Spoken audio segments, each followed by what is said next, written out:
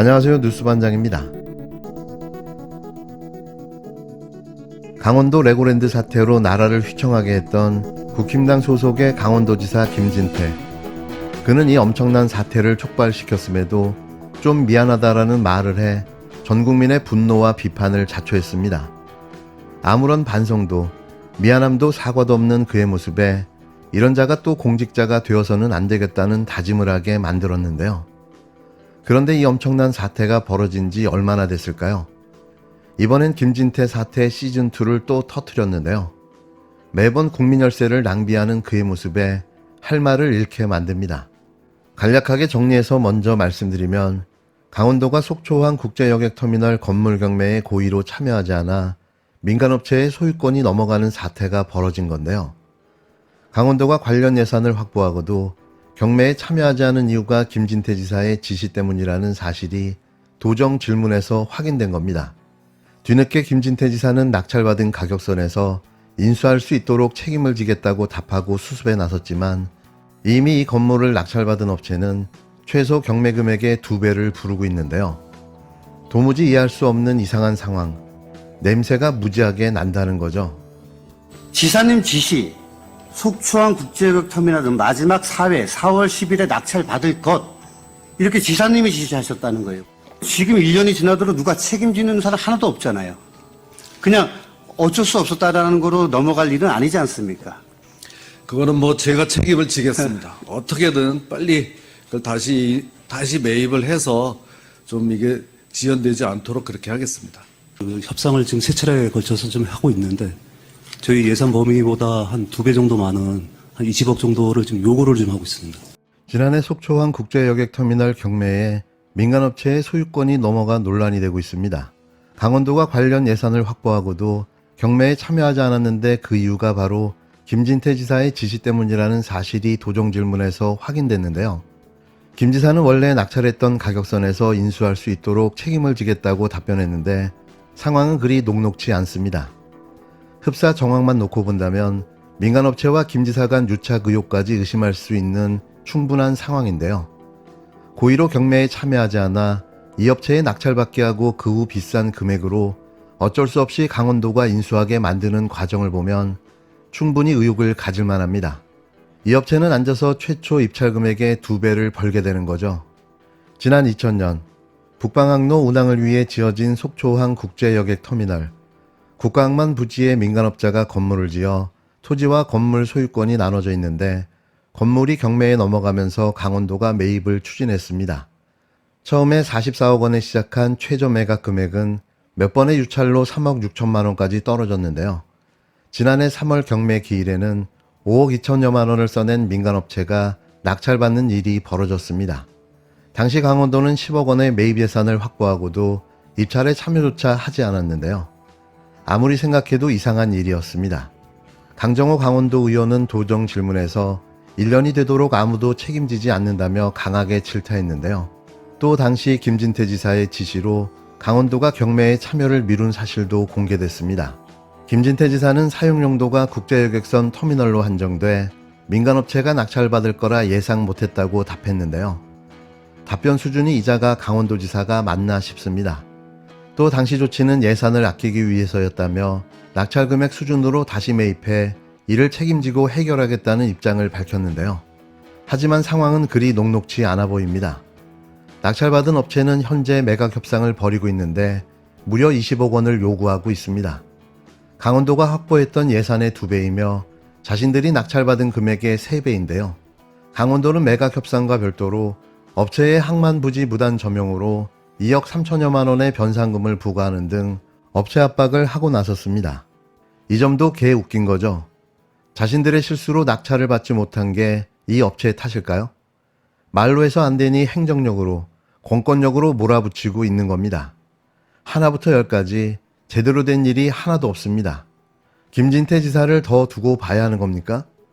국민 소환제 투표라도 해야 하는 거 아닐까요? 왜 이 자를 두고만 보고 있는지 그것도 불가사의합니다.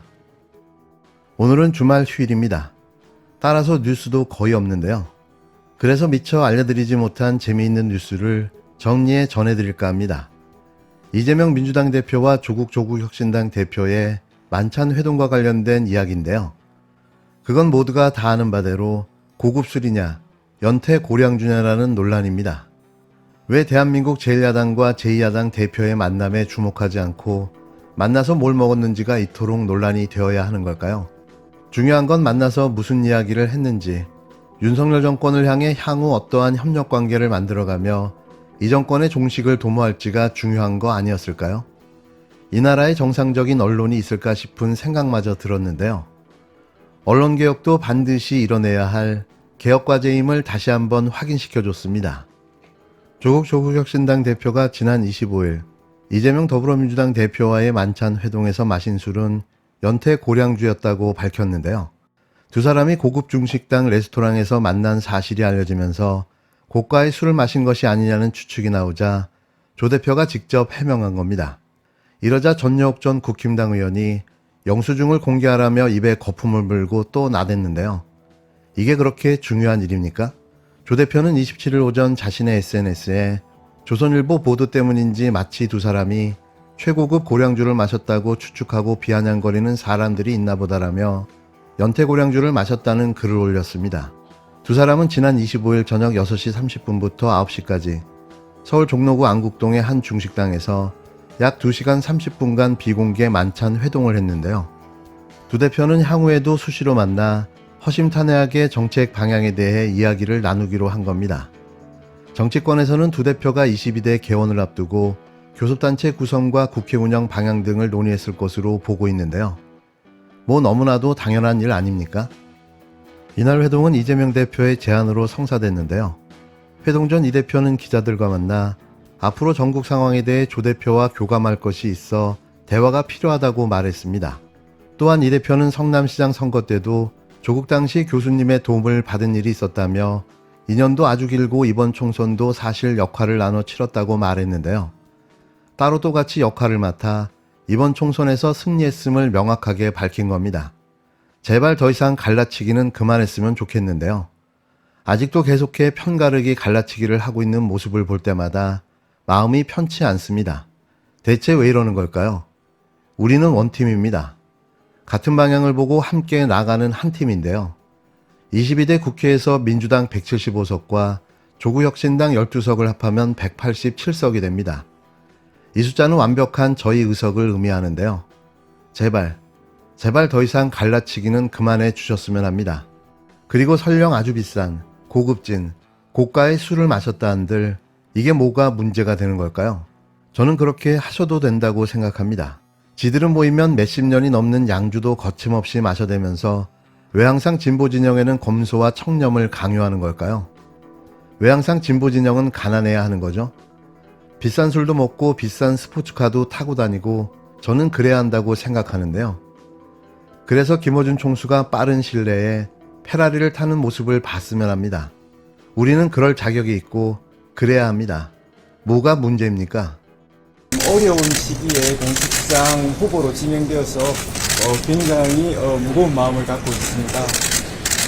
우리 공수처가 이제 제가 처장이 되면 우리 공수처가 독립수사기관으로서 제자리를 잡고 또 좀 효능감 있는 조직이 되도록 열심히 매진할 생각입니다. 그런 부분을 위해서 제가 청문회를 준비하면서 어떤 여러 가지 계획들을 마음속으로 많이 생각하겠습니다. 예. 그리고 여하튼 우리 그 공수처가 좀 더 일을 잘할 수 있는 조직이 되도록 열심히 일하겠습니다. 우선 최상병 수사 외압 사건처럼 정치적으로 민감한 사건 지금 다루고 있는데 앞으로 어떻게 좀 진행하실 예정이신지 소감 부탁드립니다. 그 부분에 대해서는 아직 보고받지는 못했습니다. 어쨌든 그 법과 원칙에 따라서 성실하게 그 수사에 임할 예정입니다. 예. 사건 기록 회수에 대통령실이 좀 개입한 정황도 나왔다고 하잖아요. 근데 성역이 없는 수사가 가능할지. 네, 그 부분 저도 뭐 언론을 통해서 본 정도에 불과하고 지금 보고받은 바가 없습니다. 어쨌든 그 부분도 마찬가지로 법과 원칙에 따라서 성실하게 수사할 생각입니다. 지금 특검법 발의하겠다 야당에서는 밝히고 있는데 여기 수사 지금 진행 중이잖아요. 입장 혹시 네. 있으신가요? 뭐 그 부분에 대해서는 아직 생각을 안 해봤습니다. 저는 이제 공수처의 장으로서 이제 그 임명되는지에 대해서만 지금 생각을 하고 있고, 또 정치권에서 그 하시는 일에 대해서는 또 그 배경과 그 또 어떻게 될지에 대해서는 깊이 생각해 보지는 못했습니다. 후보자님께서 여권 추천 인사이기 때문에 이제 좀 수사의 독립성을 지킬 수 있겠냐는 우려가 나오는데 어떤 입장이실까요? 국회 추천위원회에서 추천되었고, 오랜 시간을 거쳐가지고, 지금 지명이 되었습니다. 여권, 추천인지에 상관없이, 독립수사기관의 수장으로서 성실하게 업무를 수행할 예정입니다. 그 판사 출신이셔서 수사 경험이 없다는 지적이 계속 나오는데 어떻게 생각하십니까? 제가 판사 출신인 건 맞습니다. 그렇지만, 지금, 유능한 수사 능력을 가진, 또 차장을 선임할 예정이고, 꼭 수사만 하는 것도 아니고 또 공소 유지도 해야 되고 그런 부분에 대해서 제가 또 형사재판을 오래 했으므로 저희의 능력을 100% 헌신하도록 하겠습니다.